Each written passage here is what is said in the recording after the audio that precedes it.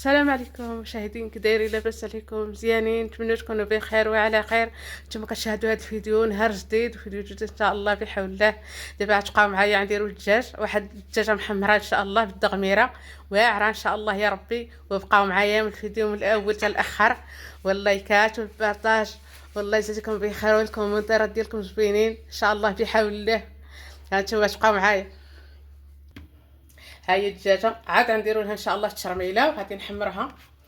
وها نتوما كتشوفوا هنايا عندي الليمون حامض مسير، والقزبر معدنوس، والبسله والثومه.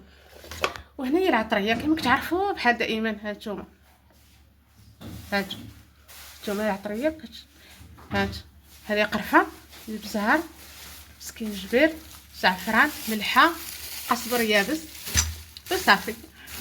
وهذه كما كتشوفوا بحال دائما.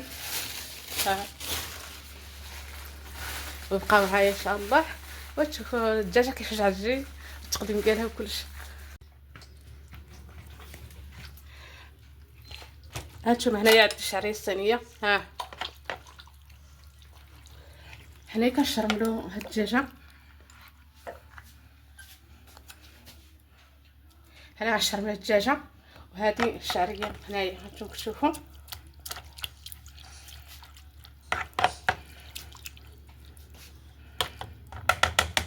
هاد الشرميله ديال الدغميره.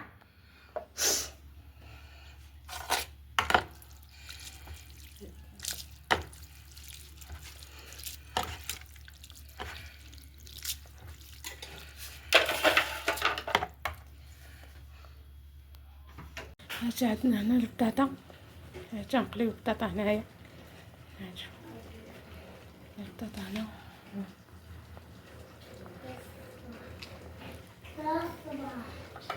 عندنا هنا بيض، 4 البيضات غنديرو معاهم 4 البيضات هنايا هما.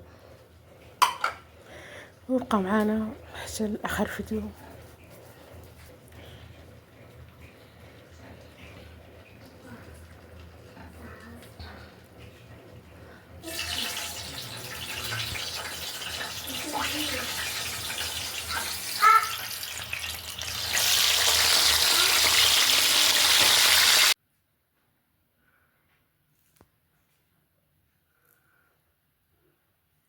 هانتوما